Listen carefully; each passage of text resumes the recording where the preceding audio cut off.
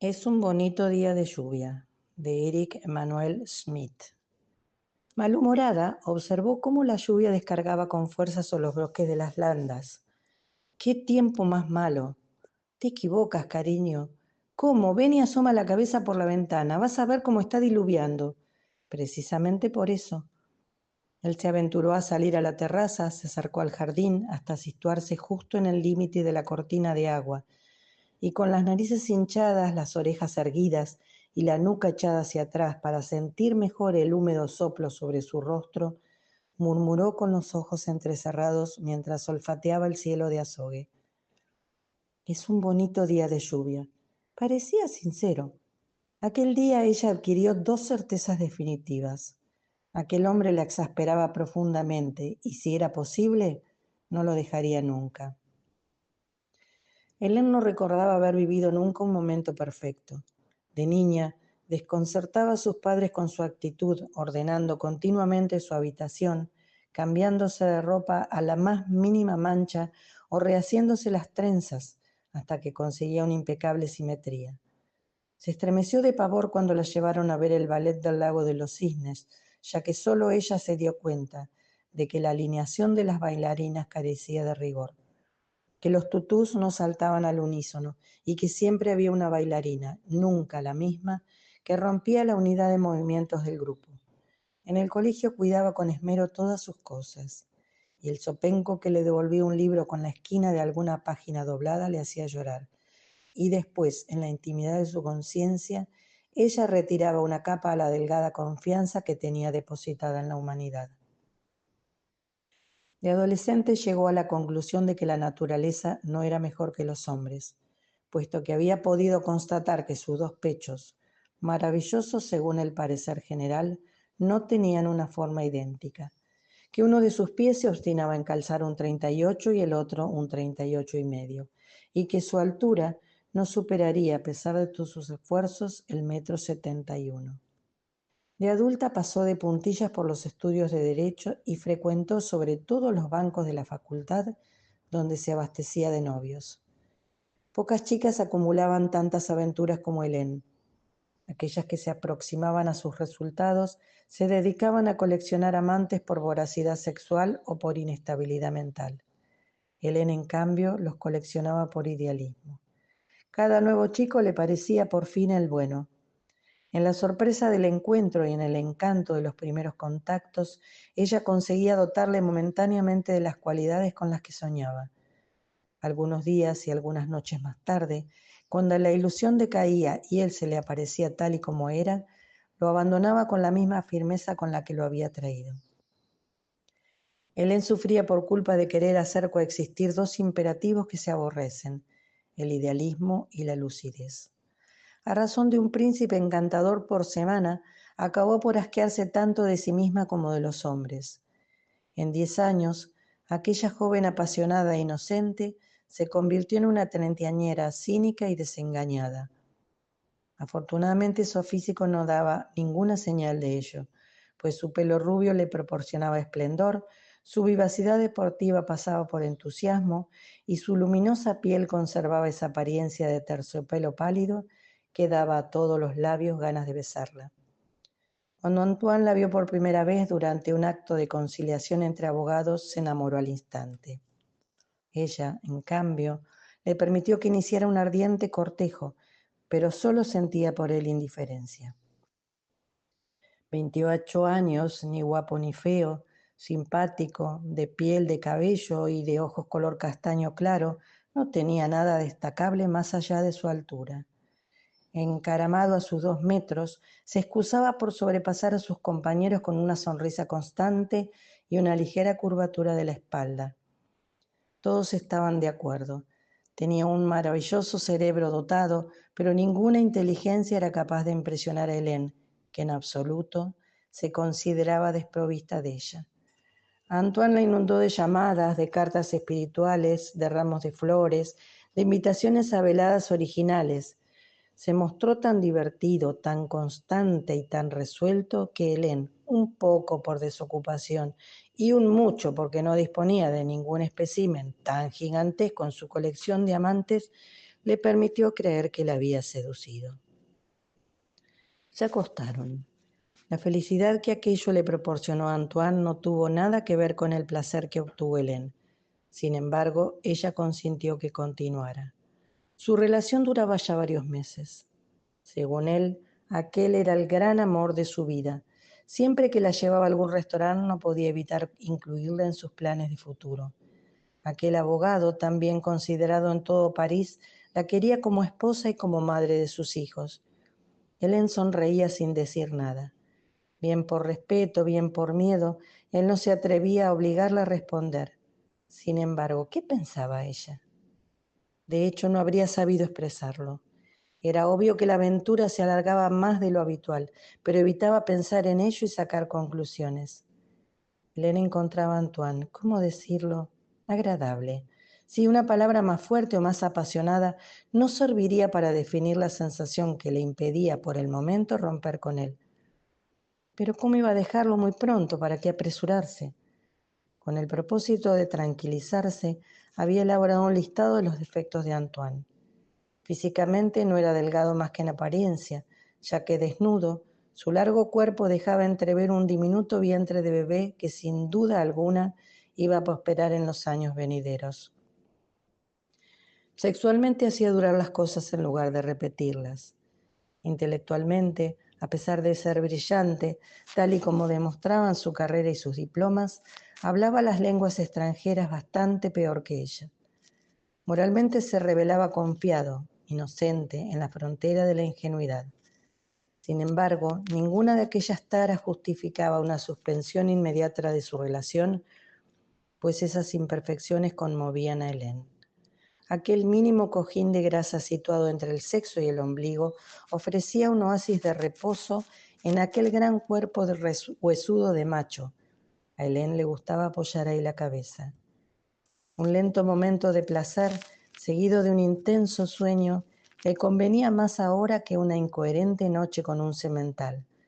Cortas siestas robadas a breves instantes de placer. La prudencia con la que se aventuraban las lenguas extranjeras estaba a la altura de la absoluta perfección con la que manejaba su lengua materna. En cuanto a su candidez, eso la sosegaba. Cuando se relacionaba con otras personas, Hélène percibía enseguida la mediocridad de los individuos, su mezquindad, su cobardía, su envidia, su inseguridad, su miedo. Sin duda era capaz de reconocer tan vívidamente aquellos sentimientos en los otros, precisamente porque también estaban presentes en ella. Antoine, en cambio, dotaba a la gente de nobles intenciones, de móviles valerosos, ideales, como si jamás hubiera levantado la tapadera de un espíritu para descubrir hasta qué punto aquello apestaba y burbujeaba.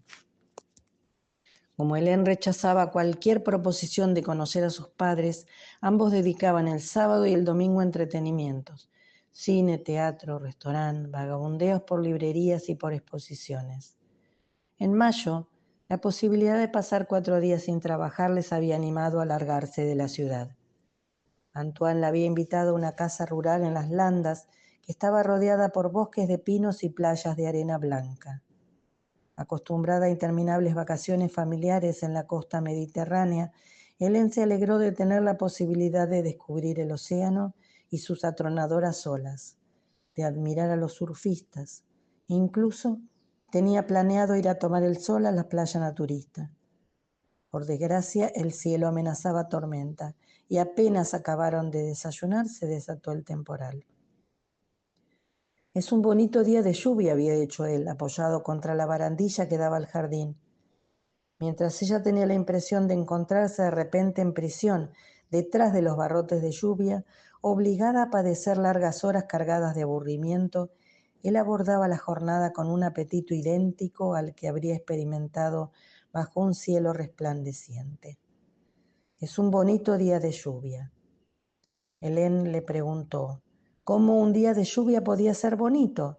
Él le habló de los matices de colores que adoptarían el cielo, los árboles y los tejados mientras ellos paseaban, del poder salvaje con el que se les aparecía el océano, del paraguas que durante el paseo las acercaría el uno al otro. de la alegría que sentirían al refugiarse de nuevo en el hotel para tomarse un té caliente, de las ropas que secarían acerca del fuego, de la languidez que emanaría de todo ello, de la oportunidad que tendrían de hacer varias veces el amor, del tiempo que dedicarían a contarse sus vidas bajo las sábanas de la cama, como niños protegidos de la furia de la naturaleza bajo una tienda de campaña. Hélène lo escuchaba.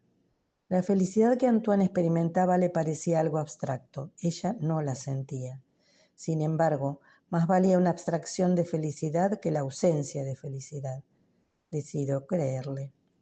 Aquel día intentó adoptar la mirada de Antoine sobre las cosas. Durante el paseo hacia el pueblo se esforzó por percibir los mismos detalles que él. El viejo muro de piedras en lugar del canalón agujereado. El encanto de los adoquines en lugar de su incomodidad. El aire kitsch de los escaparates en lugar de su extravagancia. Realmente le costaba mucho extasiarse ante el trabajo de un alfarero. Manosear el barro en pleno siglo XXI, cuando por todos lados hay ensaladeras de plástico. O embobarse con el trenzado de una cesta de mimbre.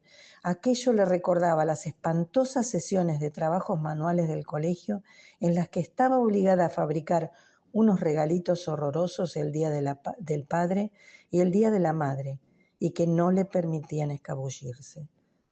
Sorprendida, constató que las tiendas de antigüedades tampoco deprimían a Antoine. Mientras que ella solo podía olisquear la muerte, él parecía ser capaz de apreciar el valor de los objetos.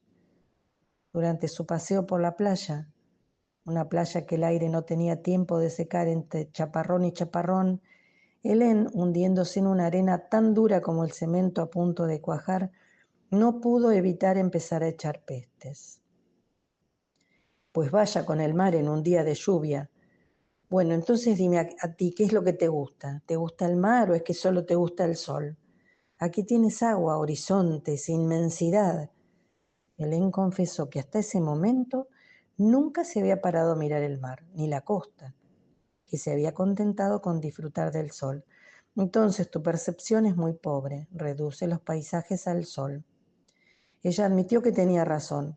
No sin cierta rabia se daba cuenta, agarrada a su brazo, de que el mundo era mucho más rico para él que para ella, puesto que él buscaba motivos para maravillarse y era capaz de encontrarlos.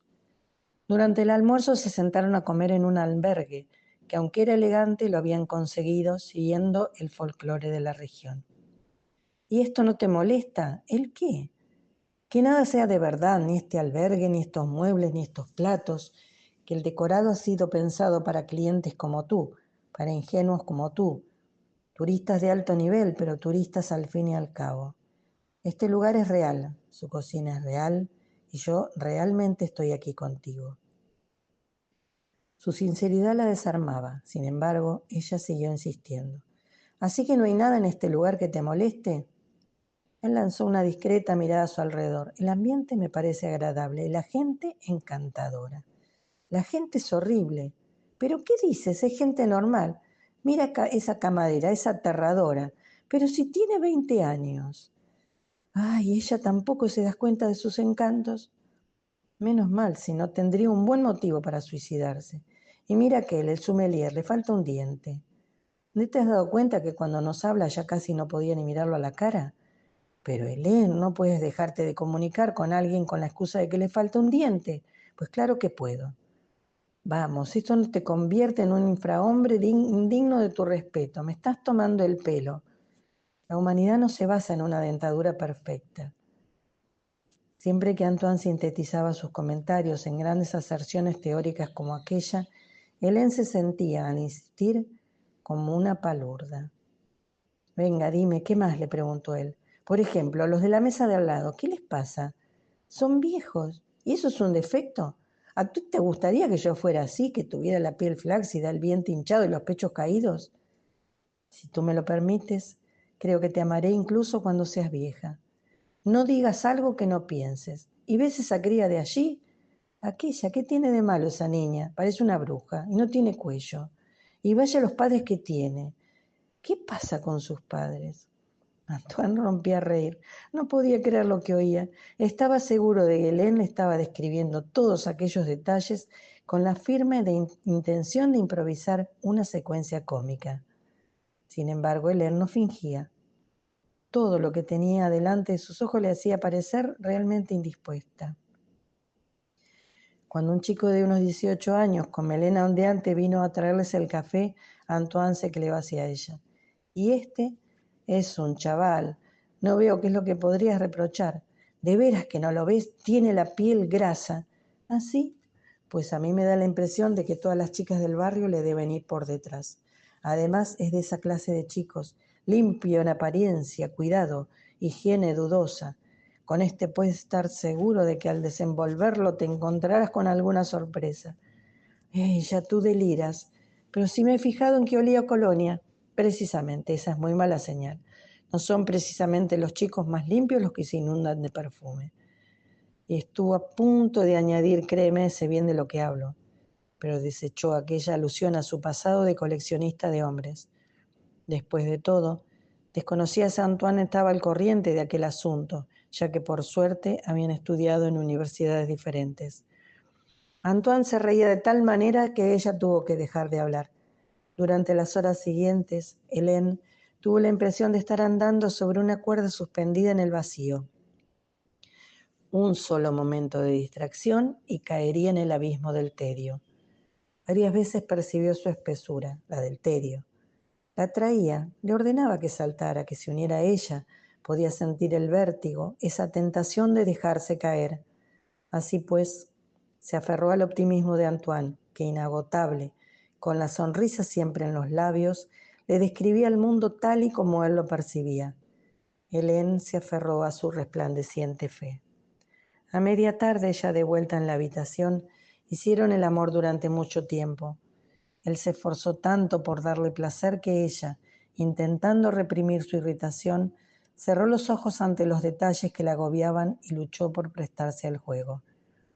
Hélène llegó agotada al crepúsculo. Antoine no podía siquiera sospechar la actitud del combate que ella había estado librando durante toda la jornada. Afuera el viento parecía que quería romper los pinos como si fueran mástiles. Durante la noche, a la luz de las velas, bajo las vigas pintadas de un techo varias veces centenario, mientras bebían un vino exquisito, cuya sola mención le había hecho a Antoine la boca agua, él le preguntó: aún a riesgo de convertirme en el hombre más desgraciado de la tierra, querría que me respondieras a una pregunta. ¿Quieres ser la mujer de mi vida? Hélène estaba al borde de un ataque de nervios. Desgraciado tú no podrías serlo nunca. A ti todo te parece bien. Te aseguro que si me das un no por respuesta me sentiré fatal. Tengo todas mis esperanzas puestas en ti. De ti depende exclusivamente que yo sea feliz o desgraciado. Al fin y al cabo, aquello no tenía demasiada importancia. Todo eso que le acababa de soltar, el acostumbrado rum rum de la petición matrimonial, sin embargo, viniendo de él, de aquellos 2 metros de energía positiva, de aquellos 80 kilos de carne dispuesta a disfrutar, Hélène se sintió halagada. Se preguntó si la felicidad podía ser contagiosa. ¿Amaba a Antoine? No. Antoine la adulaba, la divertía. También la exasperaba con su incorregible optimismo. Hélène sospechaba que en el fondo, si no lo soportaba, era precisamente por lo diferentes que eran. ¿Se puede uno casar con su enemigo más íntimo? Por supuesto que no. Sin embargo, al mismo tiempo, ¿qué era lo que ella necesitaba? Ella, que se levantaba de un pésimo humor, lo encontraba todo feo, imperfecto, inútil. A su contrario, e innegablemente Antoine era su contrario. Si bien era cierto que Hélène no amaba a Antoine, tampoco era obvio que lo necesitaba, o a alguien que se pareciera a Antoine. ¿Conocía algún otro hombre así? Sí, bueno, seguramente. En aquel momento no se le ocurría a nadie, pero todavía podía esperar un poco. Sí, sería mejor esperar un poco más. Pero ¿cuánto tiempo podría esperar? ¿Serían los otros tan pacientes como él? ¿Y ella? ¿Tendría ella en el futuro la paciencia necesaria para seguir esperando? Y por otro lado, ¿esperar a qué? Le daban igual los hombres, no tenía intención de casarse. No estaba en sus planes ni parir ni criar niños. De más al día siguiente el cielo no mejoraría y sería todavía más difícil escapar del hastío. Por todas aquellas razones, Hélène respondió rápidamente, sí. De regreso a París anunciaron su compromiso y su próxima boda. Los más allegados a Hélène exclamaron con admiración, ¿cómo has cambiado? Al principio Hélène no respondía nada. Después, aunque solo fuera para averiguar hasta qué punto podían llegar, les preguntaba como animándolos. ¿Ah, sí? ¿Tú crees? ¿En serio? Entonces ellos caían en la trampa y empezaban a alargar. Pues claro, ninguno de nosotros hubiera creído jamás que un hombre podría llegar a apaciguarte. Antes nadie tenía suficiente encanto para tus ojos. Nada era lo suficiente bueno para ti, ni siquiera tú misma. No tenías compasión. Todos estábamos convencidos de que ningún hombre, mujer, perro, gato o pez de colores conseguirían nunca interesarte más allá de unos pocos minutos. Pues Antoine lo ha conseguido. ¿Y cuál es su secreto? No te lo voy a decir. Tal vez sea el amor, lo cual demuestra que no hay que perder nunca la esperanza. Hélène no los desmentía. En realidad, ella era la única que sabía que no había cambiado. Ahora se callaba las cosas, nada más. En su conciencia la vida seguía pareciéndosele fea, idiota, imperfecta, decepcionante, frustrante, insatisfactoria. Sin embargo, sus juicios ya no traspasaban el umbral de sus labios. ¿Qué era lo que le había aportado a Antoine? Solo un bozal. Ahora enseñaba menos los dientes, retenía sus pensamientos. Hélène seguía sintiéndose incapaz de percibir las cosas positivamente. Seguía viendo en un rostro, en una mesa, en un apartamento, en un espectáculo, aquel imperdonable error que le impedía disfrutar del momento. Su imaginación continuaba remodelando las caras, rectificando los maquillajes, corrigiendo la posición de los manteles, de las servilletas, de los cubiertos, rebajando unos tabiques y subiendo otros, tirando muebles al vertedero, arrancando cortinas, sustituyendo a la joven protagonista de la obra de teatro, acortando el 10º acto, suprimiendo el desenlace de la película.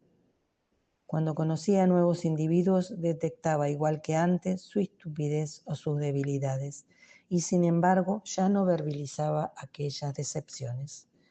Un año después de su boda, acontecimiento que ella misma describió como el día más bonito de mi vida, Hélène trajo al mundo un niño que le pareció feucho y blandengue.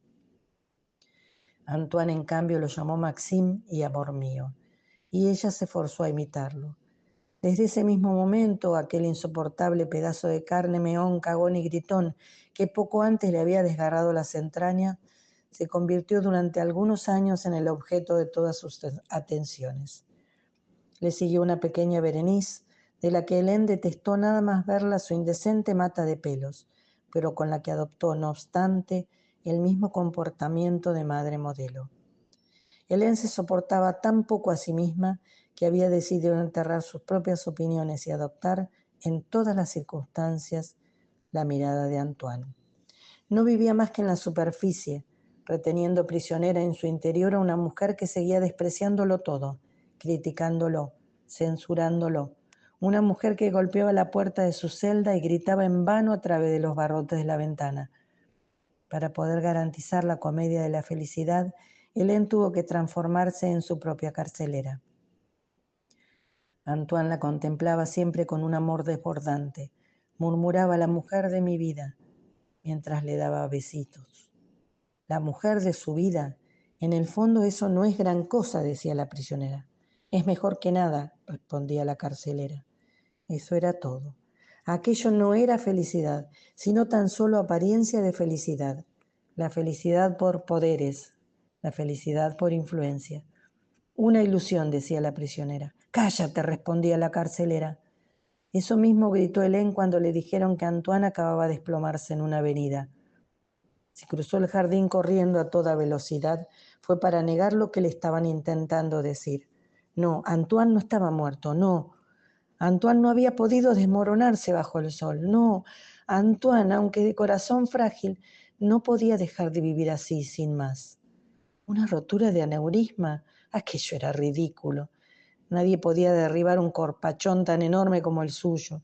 45 años, esa no es una edad para morir. Atajo de idiotas, panda de mentirosos. Sin embargo, en el mismo instante que se tiró al suelo, se dio cuenta de que aquel ya no era Antoine, sino un cadáver que yacía cerca de la fuente. Era otro, un maniquí de carne y hueso, la imagen de Antoine. Ya no podía sentir la energía que él mismo emitía, aquella central eléctrica de la que Hélène tenía tanta necesidad de alimentarse.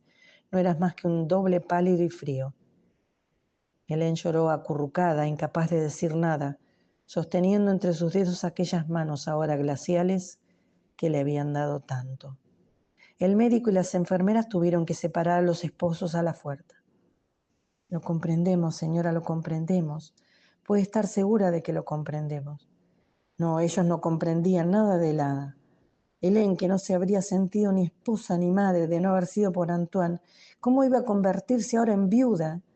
Viuda sin él, si él desaparecía, ¿cómo lograría comportarse? En el entierro no respetó ninguna de las normas del decoro e impresionó a la multitud con la violencia de su dolor. Junto a la fosa, justo antes de que descendiera en el cuerpo, se lanzó sobre el ataúd y se agarró a él para retenerlo. Tan solo la insistencia de sus padres y después las de sus hijos, de 15 y 16 años, consiguieron que lo dejara marchar. La caja se hundió en la tierra. Hélène se encerró en el silencio. La gente de su entorno llamó a aquel estado la depresión de Hélène. En realidad era algo mucho más grave. Ahora debía vigilar a 2 reclusas dentro de sí. Ninguna ya tenía derecho a la palabra. Aquel mutismo provenía de la voluntad de dejar de pensar como la Hélène anterior a Antoine, dejar de pensar como la Hélène de Antoine. Las dos habían acabado ya sus días y ya no le quedaban fuerzas para inventar una tercera. Así pues, Hélène conversaba poco, ciñéndose de los buenos días, gracias, buenas noches que exigía el ritual. Se mantenía limpia y aseada. Se dedicaba siempre a las mismas tareas y esperaba la llegada de la noche como una liberación. A pesar de que en aquel momento, como el sueño la rehuía, tenía que contentarse con hacer labores de ganchillo ante la televisión encendida, sin prestar atención a las imágenes ni a los sonidos, preocupada únicamente por la sucesión de los puntos. Puesto que Antoine la había dejado con las necesidades cubiertas, dinero invertido, rentas, propiedades, ella se contentaba con fingir que escuchaba al contable de la familia una vez al mes. Sus hijos, cuando finalmente dejaron de confiar en que podrían curar o ayudar a su madre, siguieron los pasos de su padre y se consagraron por completo a sus brillantes estudios. Pasaron algunos años. En apariencia, Hélène envejecía bien. Cuidaba de su cuerpo, pies, piel, músculo, elasticidad, igual que si limpiara una colección de figuritas de porcelana dispuesta en una vitrina. Cuando se sorprendía en el espejo solo veía un objeto de museo, la madre digna, triste y bien conservada que se saca de vez en cuando para una reunión familiar, una boda o un bautizo, esas ceremonias ruidosas, chismosas, incluso inquisitoriales que la desgastaban tanto. En cuanto al silencio, jamás había relajado la vigilancia. No pensaba nada, no expresaba nada, nunca. Un día, a pesar, una idea la atravesó. ¿Y si viajara? A Antoine le encantaba viajar, o mejor dicho, Antoine no tenía más que un deseo aparte de su trabajo, viajar. Ya que él no ha tenido tiempo de realizar su sueño, yo podría llevarlo a cabo en su lugar. Hélène se engañaba sobre las motivaciones de aquella idea. Ni por un segundo se imaginó que aquello significara una vuelta a la vida ni un acto de amor. Si tan solo hubiera sospechado que al preparar las maletas estaba intentando volver a encontrar la mirada afectuosa de Antoine sobre el universo, se habría prohibido tajantemente seguir adelante. Tras despedirse brevemente de Maxime y Berenice, dio comienzo a su periplo. Para ella viajar consistía en ir de gran hotel en gran hotel alrededor de todo el planeta. Así pues, se alojó en lujosas suites de la India, de Rusia, de América y de Oriente Medio. En cada lugar dormía y tricotaba ante una pantalla iluminada que parloteaba en otro idioma.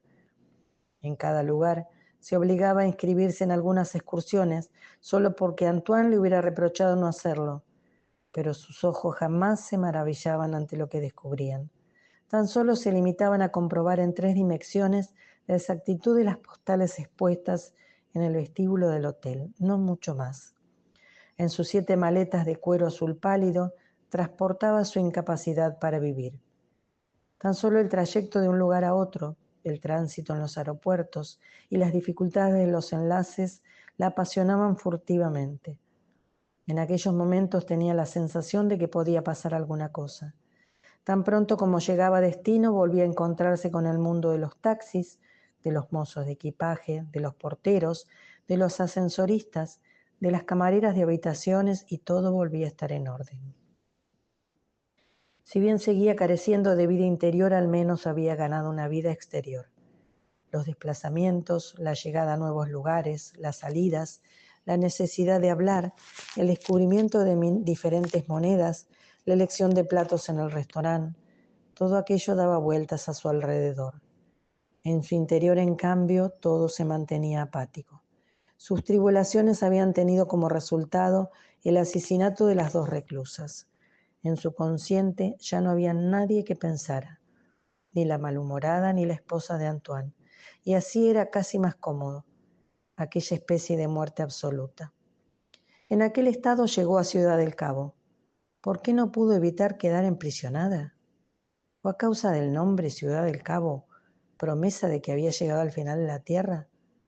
¿Fue porque durante sus estudios de Derecho se había interesado por los dramas de Sudáfrica y había firmado peticiones por la igualdad entre negros y blancos? ¿Fue porque Antoine un día había lanzado al aire la idea de comprar allí una finca para retirarse a pasar sus últimos días? No llegó a desentrañarlo.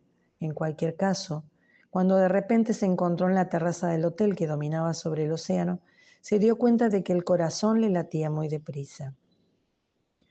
Un Bloody Mary, por favor. Entonces volvió a sorprenderse. Pero si ella no bebía Bloody Mary. Además, no recordaba que le gustaran. Observó el cielo de color intenso y se fijó en que las nubes, negras de tan pesadas, iban a estallar muy pronto. Amenazaba tormenta. No muy lejos de ella, un hombre contemplaba también el espectáculo de los elementos. Hélène sintió un ardor en las mejillas. ¿Qué le estaba pasando? La sangre le subía al rostro. Una pulsación brutal agitaba las venas de su cuello. Su corazón se aceleraba. Intentó recuperar el aliento. ¿Es que iba a sufrir un ataque al corazón? ¿Y por qué no? Todos tenemos que morir. Vamos, ha llegado la hora. Mejor que sea aquí, frente a un paisaje espléndido. Tenía que ser así. Por eso, al subir los escalones había tenido el presentimiento de que iba a suceder algo muy importante.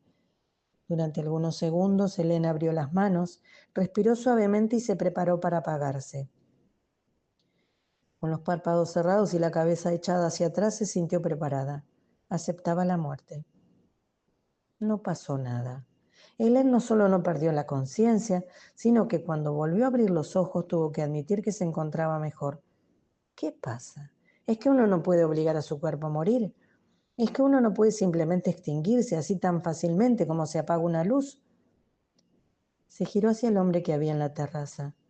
Sus pantalones cortos dejaban escapar unas bonitas y poderosas piernas, musculosas y esbeltas al mismo tiempo. Hélène clavó las vistas a sus pies.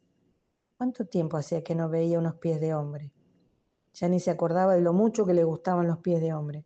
Esos grandes miembros que ofrecen cualidades tan contradictorias, duros en los talones, tiernos en los dedos, suaves por arriba, ásperos por abajo, sólidos hasta el punto de ser capaces de soportar cuerpos enormes, frágiles hasta el punto de temer las caricias. Subió por las pantorrillas hasta llegar a los muslos, dejándose guiar por la tensión y la fuerza agazapada bajo aquella piel. Y se sorprendió al darse cuenta de que tenía ganas de acariciar aquel vello rubio, como una espuma ligera y dulce con la palma de su mano. A pesar de que venía de recorrer el mundo y de ver 1000 formas diferentes de vestir, encontró a su vecino muy audaz. ¿Cómo se atrevía a exhibir así las piernas? Ese pantalón corto no era del todo indecente. Lo volvió a examinar de nuevo y constató que se había equivocado. Sus pantalones eran completamente normales. Había visto a centenares de hombres con unos pantalones parecidos. Entonces era él que, sintiéndose observado, el hombre se dio la vuelta hacia ella, sonrió. Un rostro de piel dorada surcado de nobles arrugas, algo de inquietud en el verde del iris.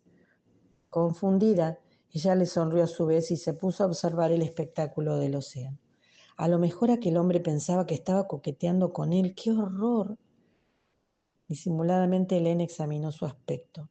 Hacía gala de una figura honesta, sincera y limpia, aunque sus rasgos revelaran cierta tendencia a la tristeza.